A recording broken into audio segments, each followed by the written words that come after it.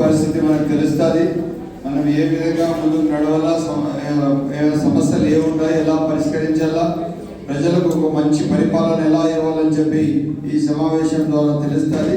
ఏదైతే గ్రీవెన్స్లో ఎంపీటీసీలు గారు తెలిపారో, ఎంపీపీ గారు తెలిపారో, వైస్ ఎంపీపీ తెలిపారో, దానికి అన్నిటికీ ప్రయారిటీ పెట్టి తప్పకుండా అన్ని పరిష్కార మార్గంలో పెట్టాలా, అభివృద్ధి దిశలో పనిచేయాలా.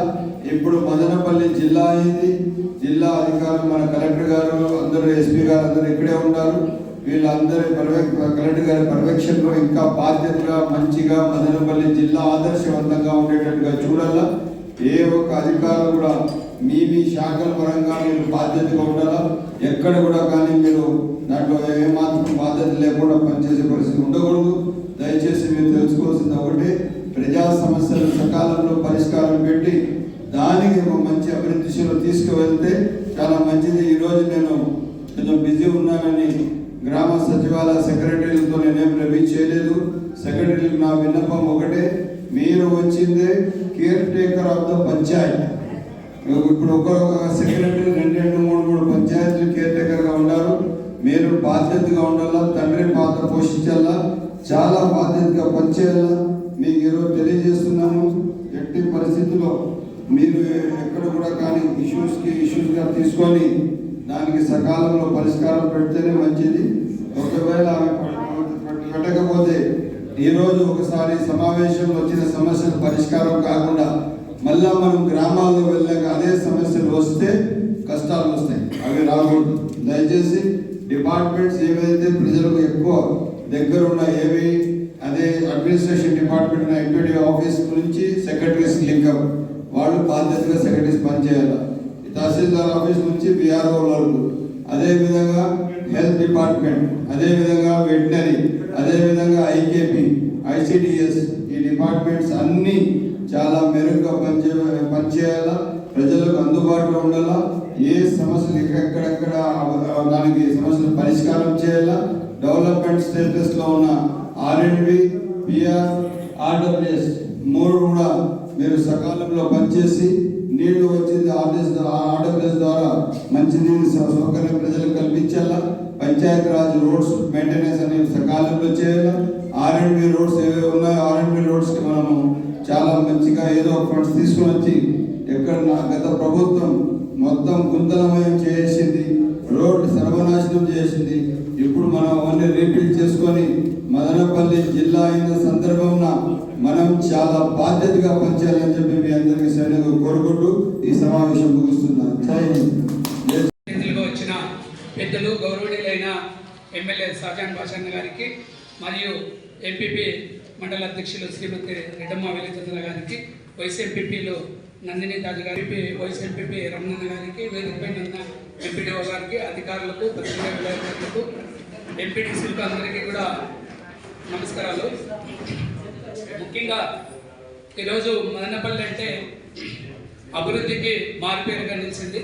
గౌరవ ఎమ్మెల్యే గారికి ఒక బ్రాండ్ ఉంది. మదనపల్లి నియోజకవర్గంలో గతంలో ఎమ్మెల్యేగా ఉన్నప్పుడు కూడా మదనపల్లి అభివృద్ధి పరుగులు పెట్టించడం జరిగింది. ఇప్పుడు కూడా జిల్లా ఏర్పడిన శుభ సందర్భంలో ఎమ్మెల్యే గారికి కృతజ్ఞతలు, ధన్యవాదాలు తెలియజేస్తున్నాం.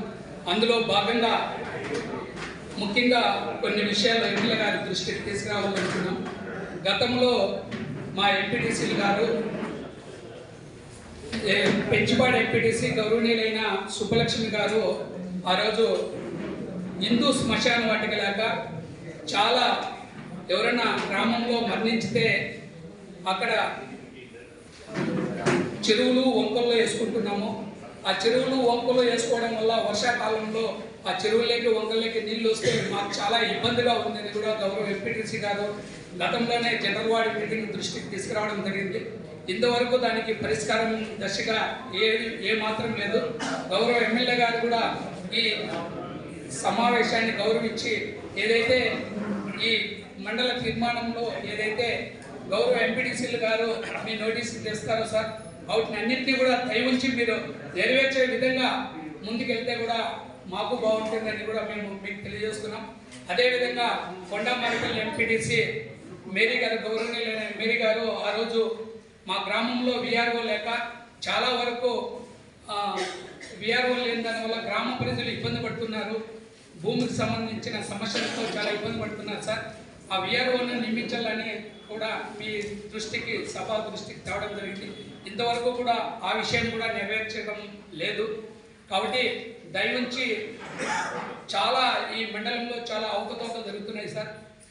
ఈ ఎంపీడీఓ గారు అయితే దయవుంచి మీ నోటీస్కి తెస్తున్నాం. కనీసం ఆఫీసులో ఏమాత్రం కూడా అందుబాటులో ఉండడు సార్. ప్రజలు కానీ ప్రజాప్రతినిధులు కానీ ఫోన్ చేస్తే ఒక రెస్పాన్స్ కావడం లేదు. ఎప్పుడు చూసినా ఫీల్డ్కి వెళ్ళడము, పంచాయత్ సెక్రటరీల వైపు వెళ్ళడము, అక్కడ ఏం జరుగుతుందో అయితే మాకు తెలియడం లేదు. దయవుంచి సార్ మీరు ఎంపీడీఓ గారిని కూడా మీరు ఈ విషయం పైన మీరు చర్చించుకోవాలని కూడా తెలియజేస్తున్నాం. అదేవిధంగా మాకు గౌరవ ఎంపీడీసీలకు గౌరవేతనం దాదాపు 3 years నుండి రాలేదు సార్. అది కూడా చాలా వరకు ఆ గౌరవేతనం పైన ఎంపీడీసీలు మీకు చెప్పాలని కూడా ఇంతకుముందే మేము ఒక తీర్మానించుకొని మాట్లాడుకోవడం జరిగింది సార్. ఆ గౌరవేతనం కూడా దయవుంచి మాకు 3,000 సార్, 3,000 రూపాయలు గౌరవేతనం సార్. మొత్తం మండలానికి ఎంతమంది ఎంపీటీసీలు ఉన్నారు? 27 మంది ఎంపీటీసీలు ఉన్నారు సార్. ఒక్కొక్క ఎంపీటీసీకి వచ్చి 3,000 రూపాయలు, ఎంపీపీకి వచ్చి 6,000. ఎవరికి కూడా 3 years నుండి రావడం లేదు సార్.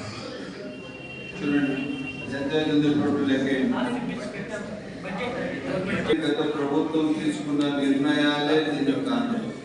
ఏమైందంటే కొన్ని గ్రీన్ ఛానల్స్ ఉన్నాయి, సాలరీస్ అంట, హెల్త్ అంట, మళ్ళీ వచ్చింది పబ్లిక్ పెన్షన్స్ అంట, ఇవన్నీ గ్రీన్ ఛానల్.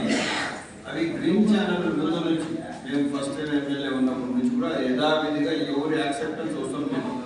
1వ తేదీ యథావిధిగా ఆ డబ్బులు ఆటోమేటిక్గా వెళ్ళిపోతారు, ఎవరు పర్మిషన్ వస్తుంది. దానికి తీసుకొని వచ్చింది సిఎఫ్ఎంఎస్తో యాక్ట్ చేసి. సిఎఫ్ఎంఎస్ అనేది ఒక చెక్, అది ఆ చెక్ అనేది క్లియరెన్స్ కావాలి. అది ఏం చేసిందంటే అది మనకే కావాల్సిన తిప్పి కొట్టించింది. ఏదైతే తప్పు గత ప్రభుత్వం చేసిందో ఇప్పుడు జీతాలు కూడా ఇవ్వకుండా చేస్తే తప్పు కాదు, తప్పు కదా. అది మీరు కలెక్టర్ గారు దృష్టికి స్టేట్ అనుకుంటాయి, స్టేట్ పాలసీ. నాకు తెలిసి స్టేట్లో అంతా ఎవరు పడినట్టు లేదు. మనం మాట్లాడతాం, తప్పకుండా అందరినీ క్లియర్ చేపిస్తాం. అదేవిధంగా ఇబ్బందిగా ఉంది సార్. గతంలో ఎవరికైనా మా అంగశెట్టిపల్లి వైఎస్ఎంపీ గారికి 8 లక్షలు వర్క్ ఇస్తే కూడా ఆ వర్క్ చేయడానికి కూడా భయపడుతున్నాడు. కారణం ఏమంటే ఉన్న అధికారులకు ప్రొసీజర్ చేయలేక భయపడి వర్క్ కూడా చేయలేదు సార్. ఈ డెవలప్మెంట్ అనేది కూడా అధికారుల వల్ల, ఒకరిద్దరు అధికారుల వల్ల కూడా డెవలప్మెంట్ గుర్తుపడుతుంది. దయవుంచి మీరు ఆ విషయాన్ని కూడా దృష్టిలో ట్రై చేసి మా వల్ల కాక మీ దృష్టికి తెస్తున్నాం సార్. డెవలప్మెంట్ గ్రీవెన్స్ పైన మాట్లాడుకోవాలి, కానీ అధికారుల పైన ఉంటే రేపు అధికారులు మనకు పని చేయరు కదా. మనం దానికి పాజిటివ్ మూడ్లో తీసుకువెళ్ళాలా, అర్థమైందా? ఎప్పుడైనా ఇష్యూ ఉంటే మీరు ఎప్పుడైనా నాకు కలవచ్చు. పార్టీలు వేరే, మీరు ఆల్రెడీ గెలిచిన వాళ్ళు, మీరు ఎంపీటీసీలు ఎంపీపీలు ఉన్నవాళ్ళు, నాకు నేను ఎమ్మెల్యేగా మీరు ఎంపీపీగా ఎప్పుడైనా నాకు మాట్లాడచ్చు. దాని గురించి తప్పేముంది? బట్ మనము ఈ ప్లాట్ఫామ్ వాడితే అంత నాకు తెలిసి సమంజసం కాదు. అదేవిధంగా రెవెన్యూ రిలీజ్ చేసిన ఇన్ఫార్మ్ చేయలేదా? ఏమా పాస్బుక్ పంపిణీ కార్యక్రమం రెవెన్యూ వాళ్ళు ఎవరున్నారు? అట్లా కాదు కదా, మండలంలో అంటే మండల స్థాయి వాళ్ళు జెడ్పీటీసీకి ఎంపీపీకి ప్రోటోకాల్ ఉంది కదా. ఈ రోజు జరిగినాయి కదా. ఓకేనా? కూటమి ప్రభుత్వం ఎన్నికల హామీలో భాగంగా మొదటగా మదనపల్లిని జిల్లాగా ప్రకటించడం జరిగింది. అనంతరం అన్నమయ్య జిల్లాకు మదనపల్లిని జిల్లా హెడ్ క్వార్టర్స్గా చేయడం జరిగింది. ఓకే, జిల్లా హెడ్ క్వార్టర్స్ చేయడం చాలా సంతోషకరం, ఆనందకరం. అలాగే కూటమి ప్రభుత్వం అదే ఎన్నికల హామీలో భాగంగా ఇప్పుడు ప్రస్తుత ముఖ్యమంత్రి గారైన నారా చంద్రబాబు నాయుడు గారు, అలాగే ఇప్పటి మదనపల్లి ఎమ్మెల్యే గారైన షాజాన్ బాషా గారు, వీరు మదనపల్లిలో ఎంతో చరిత్ర కలిగిన, అలాగే రాయలసీమలోనే మొట్టమొదట డిగ్రీ కళాశాల అయిన అలాగే అనీ బసంట్ అమ్మగారు ఎంతో ఆశయంతో అందరికీ విద్యను అందించాలన్న దృఢ సంకల్పంతో ప్రారంభించిన బీటీ కాలేజీని కూడా మేము పూర్వ వైభవం తెప్పించి బీటీ కాలేజీని యూనివర్సిటీగా చేస్తామని చెప్పి ఎన్నికల హామీలో భాగంగా మాట ఇవ్వడం జరిగింది. అయితే ప్రస్తుతం గమనిస్తే మదనపల్లిలో అన్నమయ్య జిల్లా హెడ్ క్వార్టర్స్ చేయడంతో ఇక్కడ యూనివర్సిటీ చేస్తామన్నారు. కాబట్టి యూనివర్సిటీని చేసి పూర్వవైభవం తెప్పించి ఏవైతే బీటీ కళాశాల భవనాలు ఉన్నాయో ఆ భవనాలని వాటి కోసమే మ్యూజియం ఉంది. మ్యూజియంని ఈరోజు డిఎస్ఎల్ఓ ఆఫీస్కి ఏమో కేటాయించారు. ఆ మ్యూజియం నిరుపయోగంగా ఉండేది. వాటినన్నిటిని కూడా ఏవైతే బీటీ కళాశాల ఆస్తులు ఉన్నాయో వాటినన్నిటి కూడా బీటీ కళాశాల కోసమే ఉపయోగించి అక్కడ అన్ని కూడా మ్యూజియాన్ని ఆ గ్రౌండ్ అంతా కూడా ఒక మినీ స్టేడియంగా కూడా ఏర్పాటు చేసుకొని పిల్లలకి ఉపయోగపడే విధంగా కూడా చర్యలు తీసుకోవాలని చెప్పి చివరిగా మదనపల్లిని బీటీ కళాశాలని యూనివర్సిటీ చేయాలని చెప్పి ఈ సందర్భంగా కోరుకుంటూ జై భీమ్ జై భారత్.